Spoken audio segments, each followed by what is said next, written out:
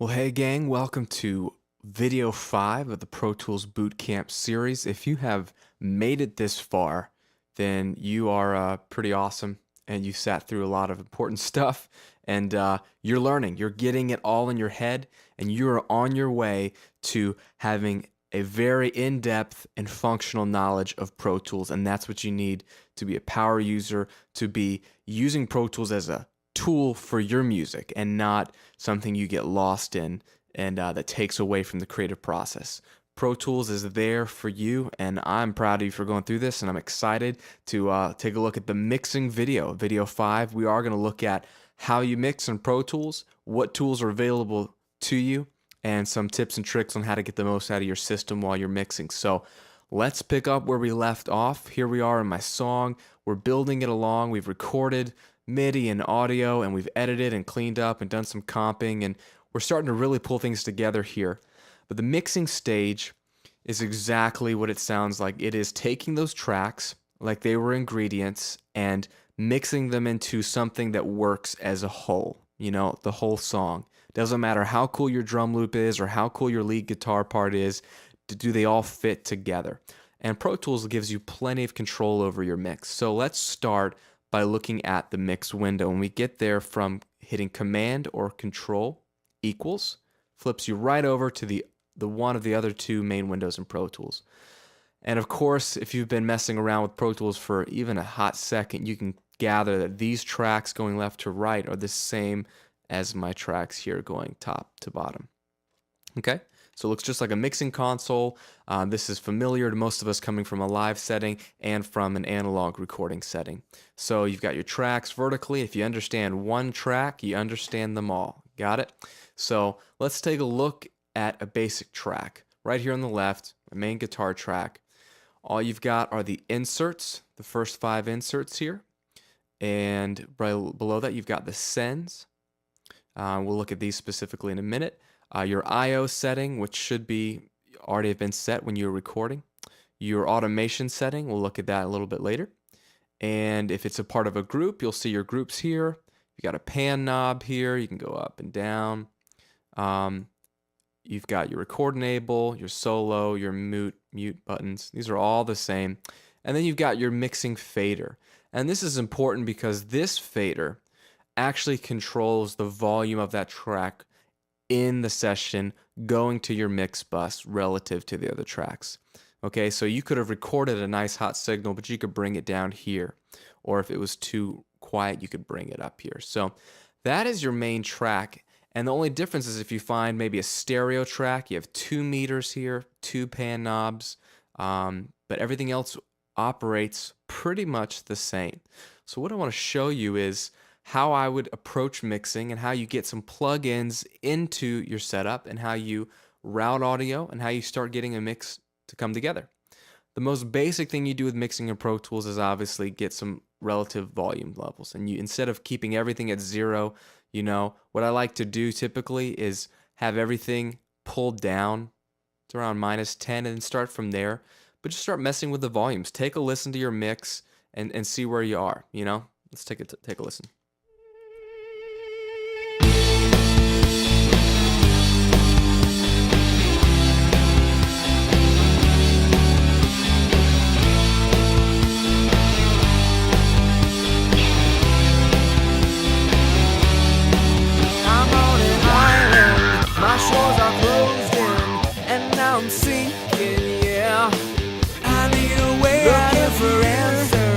So you can just start playing along, grabbing your faders, listening through your song, obviously, and getting a relative mix to start with. You want to start messing with pan. Panning is obviously placing your audio track within the stereo spectrum, left or right, middle, wherever you like. It's a pretty basic mixing technique here. But when you're ready to start maybe getting some, let's say, compression on the vocal, because the vocal is kind of hard to hear, I've got it cranked, and sometimes I'm singing a little bit lower. You want to start using plugins, and let's start there, and we'll figure it out. So you come up here, choose an insert, just like we did with an instrument track, and you can see your plugins by default are categorized. All your EQ plugins, your compression type dynamic plugins, if you have any pitch shifting plugins will be there, your reverbs, your delays. You get the picture. They're all categorized, okay? And this is how you choose what you want. So if I wanted to start with a compressor, let's say on the vocal, let's choose the compressor limiter that comes with Pro Tools. Well, then what you want to do is bring it up. There you can see it. And then we want to flip over to the edit window and find a place where this track, you can see the plugin indicated there on the edit window. It's the same thing. I want to find a place where I can take a listen to the plugin. I'm on an island, my shores are closed in, and now I'm sinking, yeah. I need a way out of here, answers revealed in your word, like I've always heard, but I don't know, I don't know, I don't know, I don't know anymore. So you can see the audio coming in here on the input. You can see me adjusting the threshold, the gain, and you can see the overall output change. I'm on an island. Input's a little quieter, output's a little louder. You can see the gain reduction. And that's all I'm doing is just selecting some audio, putting an insert, a plugin on that track, and playing with it. Of course, you could always come up to the presets, choose one of the many presets. These are great starting points in Pro Tools with the plugins. Hit it, and then start adjusting the threshold and gain to exactly what your track needs. So that's basically bringing in a plugin. And the cool thing is, say I like the way that compression is working on that track. Well, I sang the chorus on a separate track because of some overlap. So might as well just option drag a copy of that compressor to this other track so you're good to go. Know anymore. I'm finding it hard to believe. I need to see you. And again, if we just Command or Control click it, we can bypass. Finding it hard to believe. Now I'll engage it. I need to see you. So show me your hands and your feet. So it's as simple as inserting a plugin, Option or Alt, clicking and dragging if you want an exact copy. Of course, we could then open up this version and tweak it a little bit if we needed to. But that'll save you some time. So as you're using these plugins, you could do this with your EQs, your compression, anything you want. And a little tip here, the order that you place plugins makes a difference as well. So at this point, if I like the compression, let's say, and I'm on verse 2, I may want to EQ a bit, so I may drag that compressor down. It's not going to affect it, but that allows me, if I like the sound of EQ before the compressor, I can do that here. Let's say open up EQ4 band. Let's take a look. Thought I saw clearly how things were meant to be, yeah. Must have been dreaming. I need to hear you, take time to know you, try and obey you, yeah. But then I turn and listen to the stupid voice in my head. So you can adjust the EQ, but then again, if you like the sound maybe better of the compressor before the EQ, you can take a listen. Thought I saw clearly. You can play all day long with the order of things. You can drag, drop, and in Pro Tools 7 and 8, at this point, you can mess with that while playing in real time. You don't have to stop the track to add a plugin or rearrange a plugin, okay? It's completely up to you.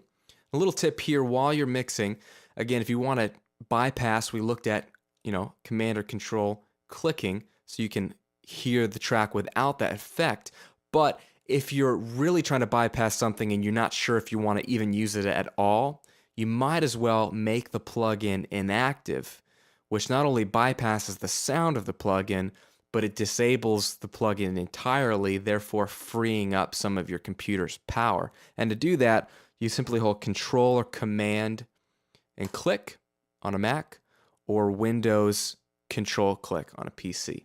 And that will ghost it out, and therefore it's not only muted, but it's not even taking up power, and you can just repeat that to bring it back. Or you can right mouse click and choose Make Inactive. Does the exact same thing. All right, so that'll save you some power while you're mixing. One thing I want to show you is sends and buses. This is very, very important in mixing in any program, and especially in Pro Tools. Now, when you're back over in the mix window, let's say I've got my drum track here, and I want to fatten it up. And now I could compress the drum track itself. It's a drum loop, so I could just put a compressor right on the track. But what if I want to make a copy of the drum track and do a kind of some parallel compression? Well, here's one thing you can do. Open up a new track. We'll choose stereo aux input. Now, aux inputs we used earlier for our click track, as you can see here. But they are very helpful in mixing for group tracks or parallel compression or EQ tracks or routing to other effects. One example here is some parallel compression. I can double click, call this, let's say, drum slammer. And what I can do is, let's see, I'm going to create an input for this track on a bus. And I'm going to choose bus 3 and 4, let's say, okay? And I'm going to then take the drums and send a copy of the drums to bus 3 and 4. A send is basically you've got audio coming through the track, through your plugin, all the way down. It hits any sends you have and sends a copy of it. But there's still that same track coming through, so you'll still hear the same drums. Again, this is just a digital instant copy. And you can choose, a little fader comes up, you can choose how much you want to send. I want to send it, I'll just solo these two. I want to send it to this slammer track. So you can sort of see it coming in here. So now I'm hearing it on this track and a copy on this track. Now, why is that important? Well, that allows me to put effects on this aux input that will only affect this one copy of the drum. So for instance, let's put a, let's see, 1176 plugin that comes with Pro Tools. I'm going to then basically press play.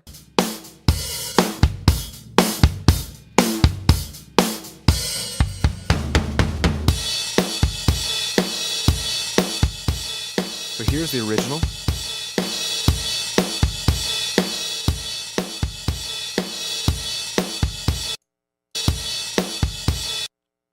So you can basically hear me slamming that track down on this aux input, but it's not affecting the dynamics of the original loop, and that's one way to do it. If I want to put effects only on a copy of it, you can do that through an aux input. Another way to use an aux input is for global effects such as delay or reverb. So let's delete this track. You can right click on any track, choose delete, and you're golden. Let's say I want to, the same thing here, I want to have no send. Gonna create a new aux input. We'll do stereo. I'm gonna call it reverb, and then I'm gonna insert a reverb on it. I'm gonna choose this input here. We'll do 3 and 4 since that's available. And what I'll do is, while I've got this here, is I'm gonna right click on that bus 3 and 4 and rename it to something that's easier to remember, reverb. And that renames the entire bus. So if I want my vocal to go through that, let's say, I'm on verse 1. Then I want a send on bus to that stereo reverb bus. There it is. And I make sure my reverb is, let's say, a large room. What you can do is test it out here. Just solo the track and the reverb track. I'm on an island, my shores are closed in, and now I'm sinking, yeah. So I have the dry vocal track here, but I'm using a send to take a little bit of a copy, not all the way to full volume, to send it to this reverb. Now that's important because instead of putting the reverb right on the track, I've used an aux input so that I can send this other vocal to the track. I can option click, and they have the exact same send. So in the chorus, I can also have. What about the harmonies? I can do the same thing here. Option alt drag a copy. Now all 4 of those tracks will be going to the same reverb, and I'm only still using 1 copy of this reverb plugin instead of having 4, which would take up 4 times as much computer power. So you can see the benefit of routing things through buses and sends to aux inputs to share an effect, let's say. So you could have a couple of these. You could have a reverb or two, you could have delays, however you like to use them. Another fantastic way to use sends and aux inputs is for group tracks. So let's say I've got two rhythm guitars here. I have a wah guitar and another lead guitar, and they're all playing this one chorus here at the end. You can sort of see all four playing. If I want to put a global effect on those guitars in general, like I like to use a high pass filter on guitars to get rid of a lot of the low end that I don't need. Well, instead of putting a high pass filter on every single one of these, let's make them a group track. Let's come up here. Let's create a new aux input. Again, we'll call it guitars. And then what I'm going to do here is come back here in the mix window. So there's my guitar track that I just created. It's got no audio on it. I'm going to make its input bus 5 and 6. I'll right click it, rename it, call it guitars. And then I'm going to click, hold the shift button, and click the last one to select all four of these guys. And while holding shift and then option or alt, I'm going to select the output of just one of the tracks. Instead of going to your main speakers, route it to that bus, guitar. Because while I was holding shift and option, it did that for all four. You see what I'm saying? So now these things will not go to your speakers. They will go here first. But then this track, of course, goes to your main outputs 1 and 2. So let's take a listen to these.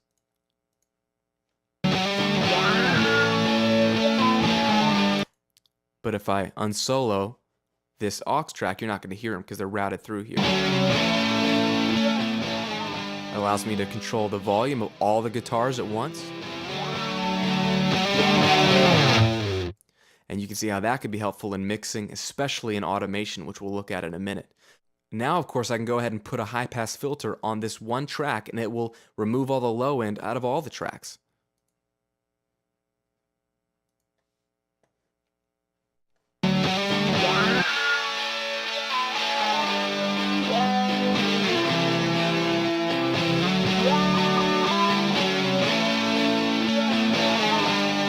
Beautiful. And at that point, I've made one plugin, one change, and I know it's affecting all of them.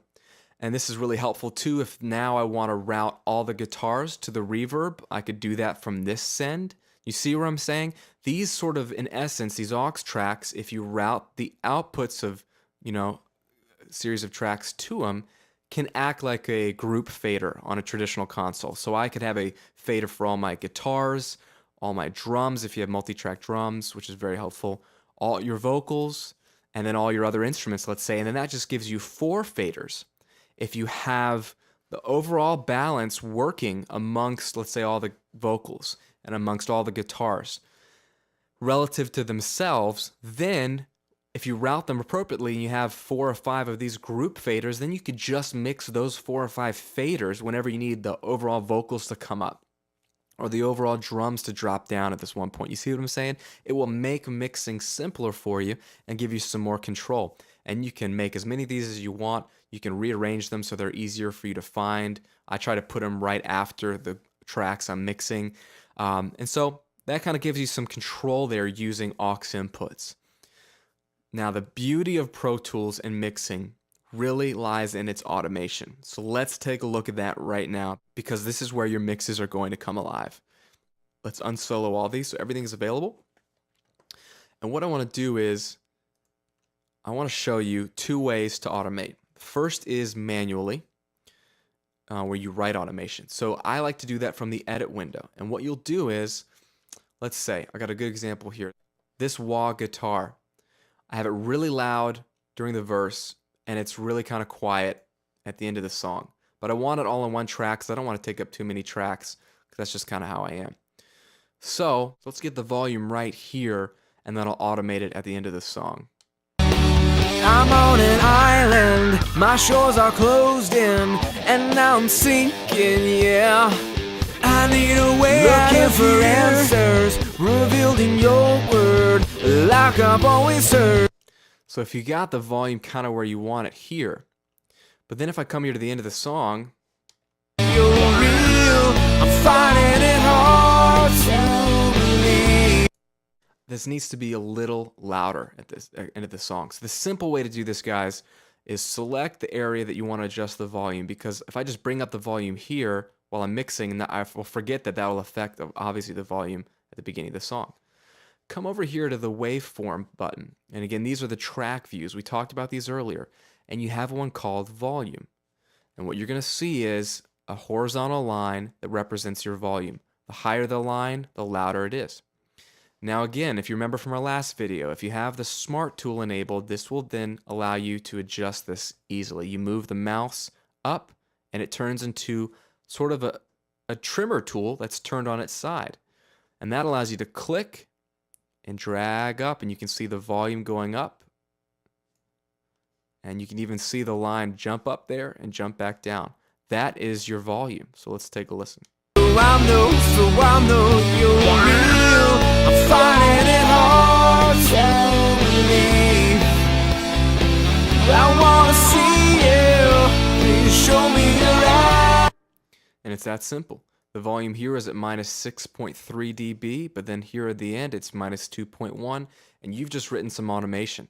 Now that's what I'll do in sections. I'll just select and drag up or down. You could even drag that part down if you wanted. You know, it could be completely automated. I'm finding it hard to believe. Of course, you can undo, or you can select and click backspace, and it'll delete the lines you drew. Now this is where the pencil tool comes in handy also. You can click and freehand or line or whatever you want, drag automation. So maybe I want it to be a little louder here, and then back down, and then louder, and then down, and down. There you go. Take a listen. I know you're real. I'm finding it hard to believe. I wanna see you. Please show me your eyes and your feet. It's going up and down, up and down. It just wrote a lot of little points of automation data. So again, I'll just select all that and delete, and we're still back at that minus 6.3. Now, if I adjust this down to 7.8, it moved the whole line down to 7.8. So this is your global volume. But a word of warning, once you start messing and writing automation, you can't adjust the volume here. So if I turn this up here, and I'm loving it's lower and it's louder here, I think it's perfect. But then later, I'm mixing, I say, you know what, this needs to be a little louder overall. I click and drag it up to minus 4.2. You're like, great. But then you press play.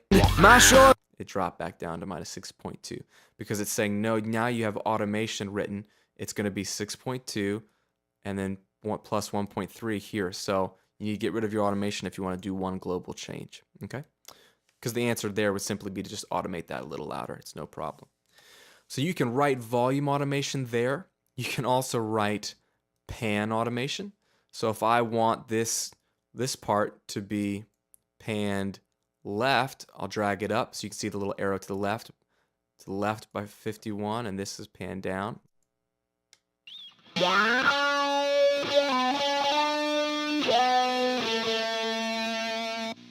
to the right. So you can see, you're just telling it where to pan. You can even click and have the pan change midstream.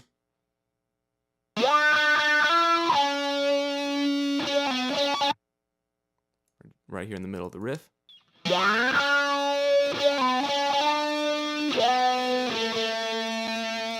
So that's how you write pan data. You just draw these lines, and again, you can use the pencil tool for lines or triangles. You can just drag those as you see fit.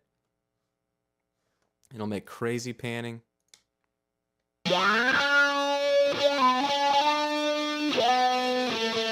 So if you ever wondered how they get that sort of back and forth tremolo effect, you just write it with the triangle tool.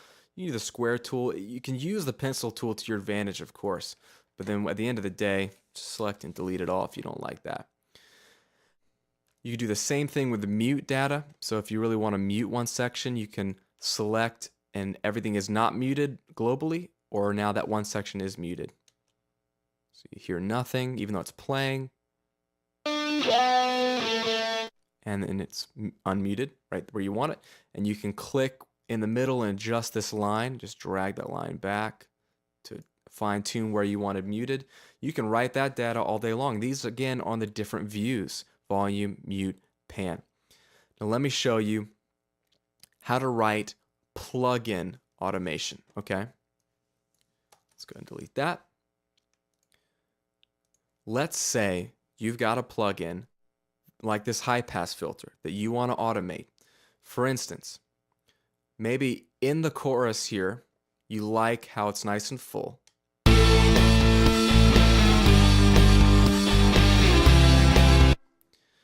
But let's say you want the second half of this to have this cool high pass filter effect. What you can do is, if you want it to sound normal here, but then here you want it to sound really affected,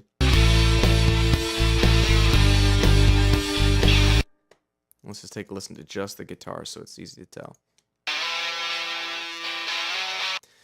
You can automate that as simply as drawing some data. And what you're going to do is choose the plugin that you want to automate, come up here where it says auto, and click this button right below it. And it brings in this plugin automation box. And it says, okay, of the different things you can adjust in this specific plugin, okay, this is a simple plugin. So these are the only things you can adjust, whether it's on or off, the gain, the frequency, etc. You can add that as something to automate. For instance, you can do master bypass. So I want that to be able to be automated, and then I want the frequency to be able to be automated. So I'm adding those as things that I want to be able to automate. So follow me here. You click OK, and what it's going to do is open up more lines of automation. For example, I come down here, I choose, again, this is where the plugin was. I choose the track view of that, and you've got volume and mute and pan, but now you have effects. You have effects automation for that EQ3 one band that we're talking about, and there they are, master, bypass, or frequency. I created new lanes of automation. So let's choose master bypass, and let's bypass it so the plugin is always bypassed. But then the second half, I want it to be on here, so it's off for 2 bars. It'll kick in real subtly here, but then at this point, I want the effect to really, the frequency to change. So I would come down here to frequency, and again, there's a line here that says it's at 200 hertz basically. So here I want it to go up really high. Let's take a listen. No effect, then it kicks in subtly. Now the frequency is going to change. See what I'm saying? I automated for it to kick in right here, and then that's the bypass, and then I automated the frequency to change here. Now, of course, you could then draw that line to slowly change.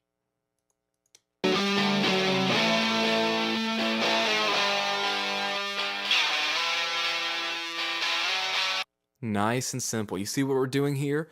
We're telling the plugin under the auto button, I want to be able to adjust these parameters of the ones available. And then it allows you to see it as a line to adjust here. That is writing automation in the edit window. Now, it may be more suitable for you to do this in real time on the actual plugin or track. And let me show you how you would do that. So let's go ahead and delete this. And once we've got those things automatable, the bypass and the frequency, you can do the same thing in either window on the actual plugin itself. And what you'll notice is the word bypass is highlighted green, and there's a green button engaged under the frequency. But there's no green button engaged anywhere else because those are the 2 parameters that I've chosen to automate. Again, if I take these 2 and remove them,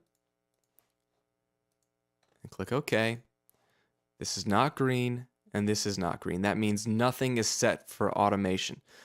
But if we take the frequency and add that for automation, that tells Pro Tools when I press play and start doodling with this knob, it is going to record what I'm doodling with. And what you're going to do then is take this track and put it in touch automation mode. Right now it's in read mode, but if you want to write live automation, you want to put it in touch. This turns into auto touch. You see it's red. This little green light, which was green saying that this is automatable, is now engaged. It's saying, okay, you're ready to write some automation. Now, at this point, when I press play, whatever I click and adjust that's automatable is going to be recorded. So this knob in particular. So let's start, and I'll show you what I mean.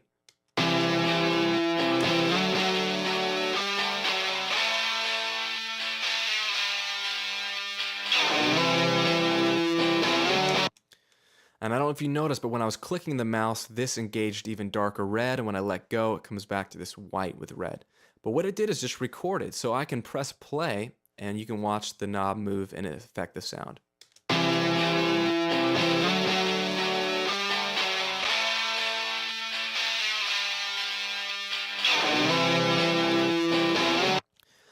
It's just remembering what I clicked and dragged just a second ago. So you can do a motion once and it's saved forever. So you can move on to something else and you can slowly start automating more and more things as they build up. Now remember, I just made sure that the thing I wanted to affect is available for automation, added it, clicked OK.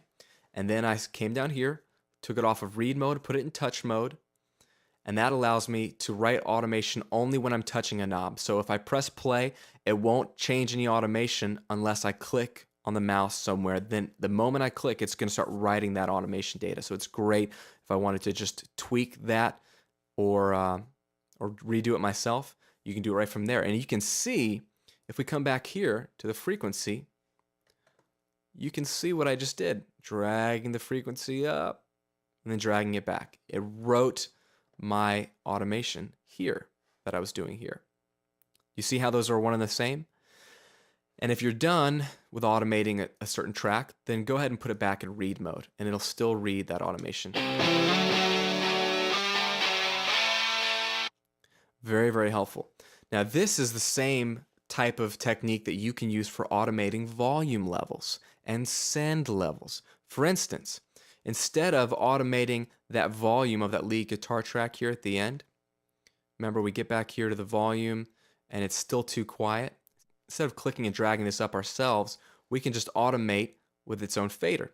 So we can do that either from the mix window by choosing wah guitar, putting it in touch mode, and pressing play, and then adjusting this.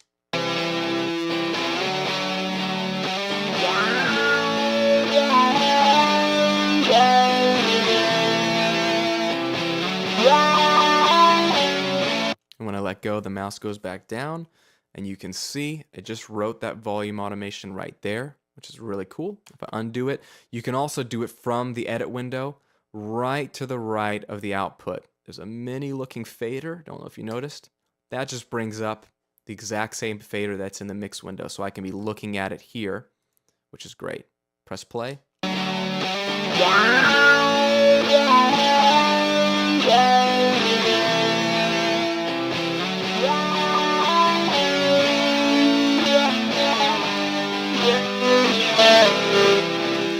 And you can write automation all day long while watching it write the line, while being in the edit window, whatever you want to do. Okay, and when you're done, you can go back to read mode, and that way it won't write any automation you don't want it to write, but it will follow what you wrote. Make sense? That is the power of automating in Pro Tools. You can automate plugins, everything in a plugin, whether a plugin is bypassed, whether a track is muted, whether the volume adjusts, whether how much you send it to a reverb. You can have the vocal have more reverb in the chorus versus the verse just by automating the actual send fader. You can automate pan. You could just click and drag while you're in touch mode. You can start to see how this is never ending. You can automate anything you can think of in Pro Tools. And that is what I think allows Pro Tools to shine, is you can have these great tracks that you recorded easily, you have great virtual instruments, and they're edited nice and tightly. But automating your mix is going to allow your mix to come to life. You can automate a whole instrumental section to sort of have a swell, a volume fade up in a way right before a chorus to get some energy, like add a crescendo that maybe wasn't there when you recorded it. This is the power of automation, and it's used a lot more than you can even imagine in popular recording today to get levels perfectly. Because back in the old days, you'd have to have a bunch of hands on the console, multiple people knowing when to move the fader while you're recording it down to tape. But now you can do things one at a time, get it right, adjust it as you need to, and then your mix will come together at the end. So, guys, that should give you a lot to stew on in mixing. I hope that was helpful to you. Again, remember the mix window is your friend. It's a great way to see all your tracks at once and see your volume meters flying up and down. And keep in mind this too, guys. We looked at groups in the editing window. Edit groups. This is going to be very helpful with mixing groups as well. Don't be afraid to use those, whether you're grouping all your vocals together, selecting these four, let's say, while holding Shift, Command G. Again, just make a vocal group and make sure it's edit and mix. Click OK, and there it is. Now you can click and drag all the vocals together and their volume will stay relative to each other. Or you can mute them all, solo them all. Groups are your friend both in editing and in mixing. Okay? And whenever you don't want to use that group, remember you can just uncheck it. So don't be afraid to use groups and don't be afraid to just experiment. Use what Pro Tools has to offer and just go crazy with it. All right? Hope you enjoyed this video, guys. Stick around. We're going to look at using effects on the master fader and bouncing your track down for the web and for putting it on a Redbook CD. Take care.